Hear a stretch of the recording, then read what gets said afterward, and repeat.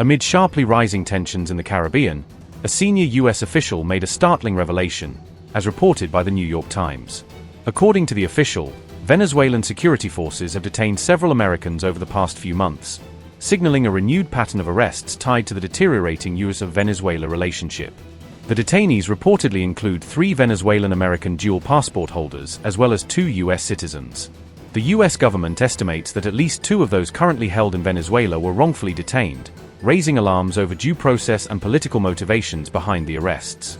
The identities of most Americans detained in recent months remain unknown, adding to uncertainty and concern among U.S. officials and families seeking information.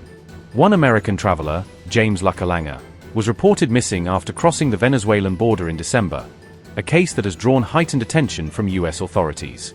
Analysts cited by the New York Times say President Nicolás Maduro routinely uses detained Americans as bargaining chips in negotiations with Washington to gain political leverage. Soon after returning to office, President Donald Trump dispatched a special envoy to Venezuela in an effort to negotiate a prisoner release deal, according to the report. Those negotiations ultimately led to the release of 17 U.S. citizens and permanent residents who had been held in Venezuelan custody under various charges.